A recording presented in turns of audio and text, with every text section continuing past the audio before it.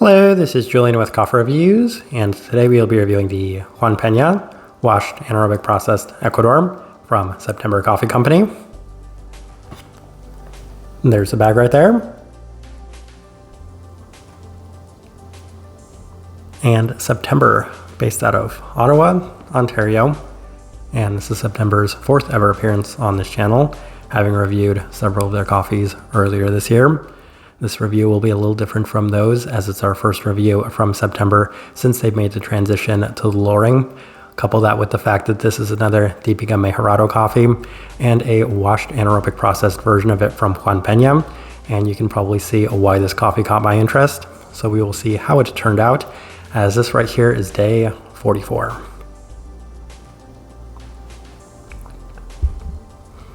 And recipe we went with for this coffee was our standard recipe, which is a 16:1 water to coffee ratio, brewed at 96 degrees Celsius, about 205 degrees Fahrenheit. And I like this one best through the Chemex, which indicates a more medium grind. Roast profile for this coffee, as I always say, a little bit more difficult to tell when it comes to more processed coffees. This one, on the other hand, definitely comes out lighter, which has been consistent with our experiences from September, which is one of the lightest roasting Canadian coffee roasters out there. And I could say that this coffee draws some parallels to some coffees we've had from Manhattan in the past, which is to say that this is a pretty light coffee by most standards and metrics. With that out of the way, let's go ahead and start discussing this coffee. Day 23, first impression, and of course we opted for the V60, and it offered a similar profile to the original Diego Bermudez coffee that we had from Manhattan so many years ago, as there was a slight red berry aspect to it, but also a notable brown candy component that was reminiscent of what I would describe as a Turkish delight, and one of the things that was the most prominent and pronounced characteristic of that original Diego Bermudez coffee. Notable amount of listed honey, as the cup is notably sweet all around. It's an interesting start, a very, very sweet cup as expected. We continue on to day 25, opted for the Chemex, and the cup was almost day and night, as the two brew methods offered a very different cup, as there was significantly less fermentiness to it and a lot of better definition, specifically in line with the strong fruit aspects of it. The sugariness was also present, as the listed creamsicle felt like a very apt note, given just how much of a sweeter citric component there was to the cup. Much better day the second time around. We continue on to day 28, opt for the April brewer, and it was another nice day of this coffee, as there's an abundance of fruits ranging from a sweeter citrus to a sugary stone fruit and plenty of tropicals in between, including a mango and pineapple-like attribute. Fermentiness is present yet again, with the listed wine-like aspects mostly felt or present in the finish. Decent balance all around. And the one thing that was kind of interesting about this coffee when I was reading the descriptor was they mentioned a wine-like acidity, and it was on this day I could really feel and see what they were mentioning when they said that. Continue on to day 31, opted for the V60 at higher temperatures and a more fine grind, which seems to be consistent with a lot of the brew recipes and guides that September has.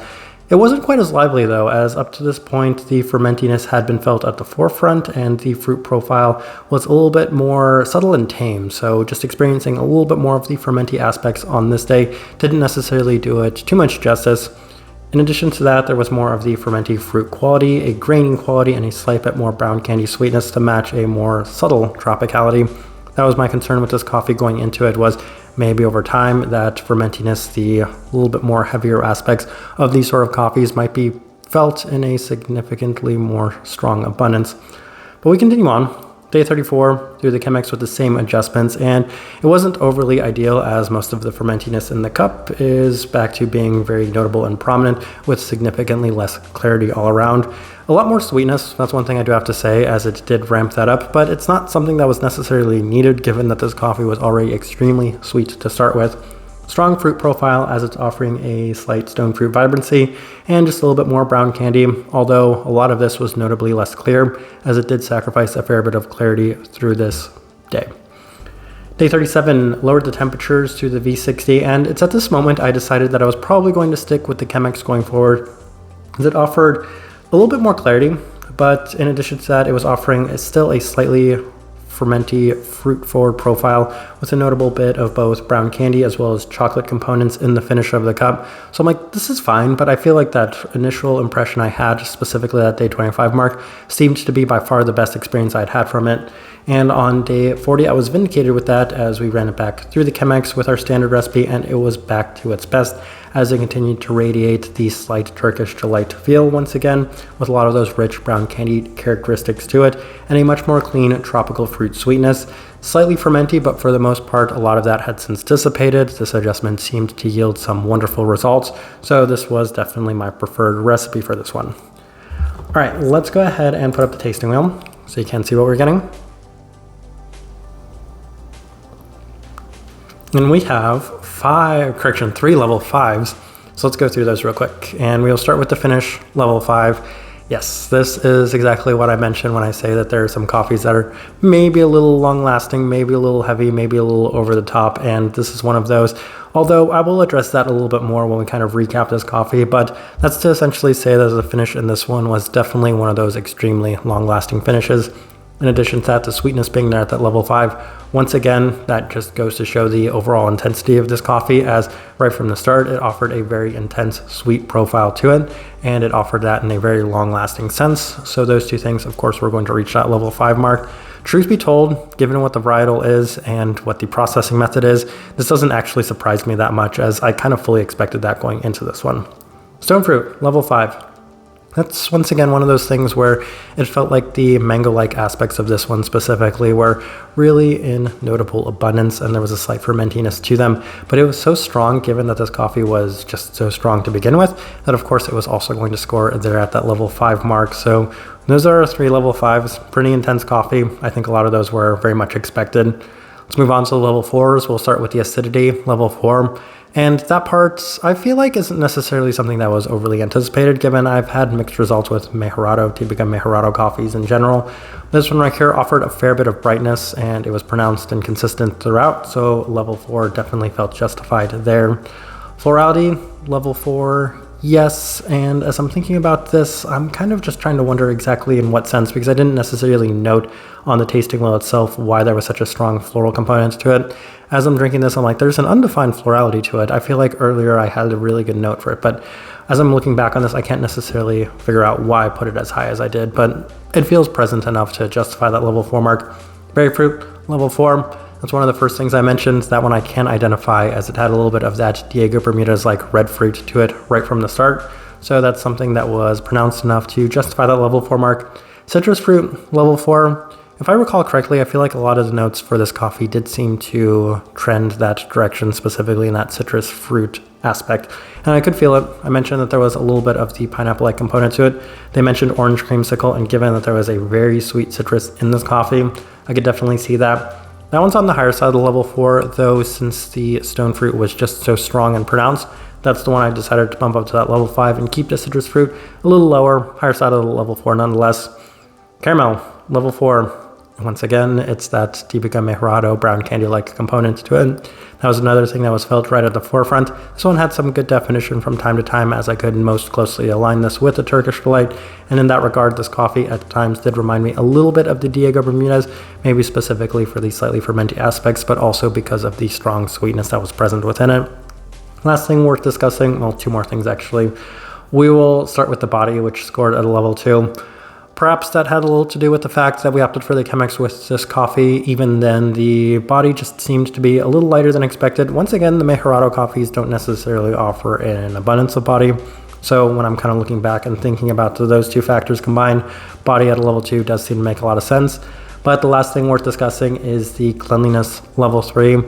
Surprisingly, at times, I could say it was on the higher side of level 3. I have mixed results with washed anaerobic processed coffees, as oftentimes they don't act as heavy or as strong as either just true anaerobic or definitely natural anaerobics, which can offer little to no clarity whatsoever. This one right here, it seemed to be maybe a little less clean than some of the washed anaerobic coffees I've had in the past, as some of them come out just so tame and borderline flavorless that they score level 4 mostly because there's nothing. There's no intensity and there's no fermentiness. But this one right here, it's there, but given that this coffee is just as intense as it is, I think that was probably fully expected. So credit to them because it did score on the higher side of the level 3 from times. But as I'm looking at this tasting wheel, I do think that it's a pretty good representation of what I was getting from this coffee. All Alright, so my overall thoughts and impressions of this coffee. I had two really big ones, and the first thing I wanted to say is that this one was a little better than I might have expected, especially given my first impression. The second impression did give me some hope that this coffee would turn out a little bit better than maybe some of my expectations going into it, and that turned out to be the case. As once I did adjust this coffee to what I felt like was the best recipe, I was getting some really nice success from it, as it did offer some above average expectation clarity to this one. In addition to that, the sweetness was definitely present, and there was some really strong fruit components to it with a lot of those Mejorado brown candy-like characteristics. Here's the issues I did have with this coffee though, and it kind of goes back to the processing method of this in general. These Típica Mejorado coffees are already extremely sweet to begin with, so I don't necessarily think that any additional processing really does them justice. If anything, it kind of pushes them over the edge in terms of that overall intensity, because we reviewed so many Típica Mejorado coffees and they all seem to offer just such great intensity and sweetness to begin with, but this one definitely felt like overkill, as I could probably say the sweetness might have reached all the way up there at that level 6. It was intense right from the start and throughout, and at times did feel a little overbearing, especially when I was having some issues getting this coffee to the point that I liked it. So those two things are probably the biggest takeaways, but that does kind of transition into the type of person I would suggest this coffee to.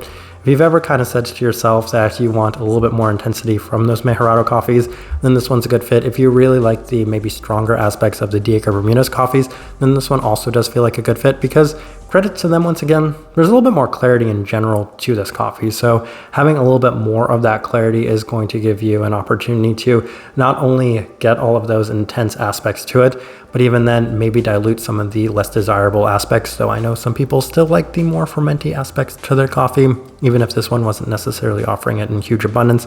Couple that with that very notable and prominent Mejorado brown candy-like sweetness to it, and just an overall generally high sweetness to this cup. And that's the best direction I can point somebody towards, and the best way I can leave this review. If you by chance had an opportunity to try this coffee, I'd love to know your thoughts and impressions of it as well. If you're enjoying the content, give this video a like, subscribe if you're not already subscribed. This right here has been a review of the Juan Peña washed anaerobic processed Ecuador from September Coffee Company. Thank you for watching.